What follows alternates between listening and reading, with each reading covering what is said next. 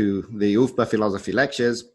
I'm Emiliano Boccardi, and this is the first of a series of conversations with Professor Nathan Outlander about the nature of time. Over the past several decades, Professor Outlander has been one of the leading protagonists of the philosophical debate on time, and I'm especially glad that he's here with us tonight because his work had a huge impact on my own philosophical development. So without further ado, let us welcome Nathan Outlander. Hi, Nathan. How are you? Thank you for being with us. Hello, very good. Thank you for the nice introduction. Thank you. Where are you? Where are you at the moment? I'm in my dining room in Ann Arbor, Michigan. Now, of course, I taught for 40 years at the University of Michigan, Flint.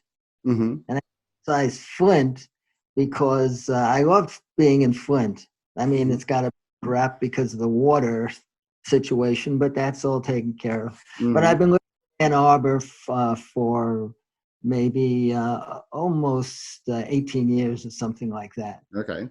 Which is very nice. It's Right. a college town, you know, and so I really like that. I would have, and I'm retired, I would have retired in Iowa because I'm in Iowa. However, I love Ann Arbor too. And I have grandkids and stuff like that. So, yeah. Well, I know that a couple of days ago, it was your birthday. Happy birthday again. Thank you. Thank you. It's 75, you know. Wow. I'm so happy I did it. You had a long and interesting life. Do you think that time passes? Yes. Berkeley has this expression that I like. You know, philosophers, they like to raise the dust and then complain they can't see. Okay? So I'm sorry, you know. Russell, what I wanted to read you from Russell was this passage. He says, and I like this. I shamelessly use this in many different things that I've read. I mean, I feel like I should do it, but I like it so much. He says, and this is how I think of philosophy, and this is how I've been trying to convey it. Everything you are really sure of, right off, is something that you do not know the meaning of.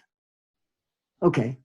First, everything you're really sure of right off is something you don't know the meaning of. You're sure that it passes.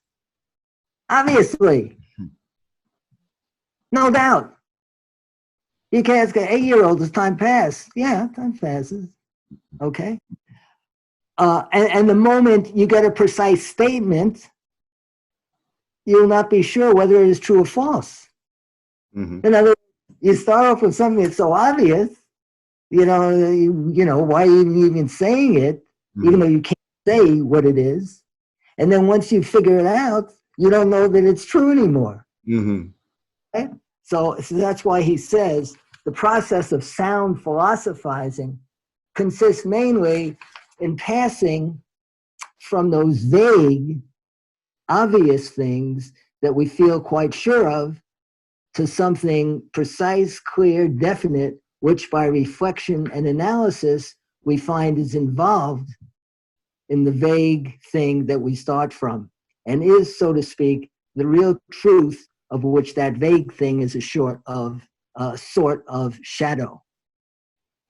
All right? I mean, we start with something we can't doubt, but what is it? And then through philosophy, we move to something that is the real truth of that vague thing that we start with. When I was teach intro to philosophy, you know, what's philosophy? I said, I tell them, you know, it's first day. I said, philosophy is, you know, because people are philosophy about, and people are skeptical about philosophy. Everybody has their own philosophy. It's just your opinion, and who gives a darn anyway, but it's all BS. Okay? So I said, I don't believe that. And I said, well, this is how I think of philosophy. It's like a tennis game in this respect. The first person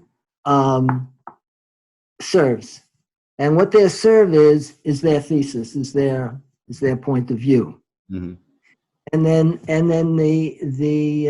the next person it returns the serve by analyzing what the original person said and responding back with a criticism. And then after that, a volley ensues, going back and forth with responding to the objection, new objection. But it's not like tennis where you're going basically horizontally, but it's like a funnel, more towards the truth, Right. where at the top is the truth. So that's how I think of it. So that yes, as you go up, the air becomes more rarefied. True, but it's worth it. I mean, it's worth it because we're looking for the truth. We want to find out. We want answer to these things. So we're trying to understand, well, what is the passage of time? Mm-hmm. Okay, well, what is time? Well, time involves past, present, and future. All right? But past, present, and future itself is not enough. It might not even be necessary, for God's sake. It's not necessary. But we'll I don't, Forget that. Yeah.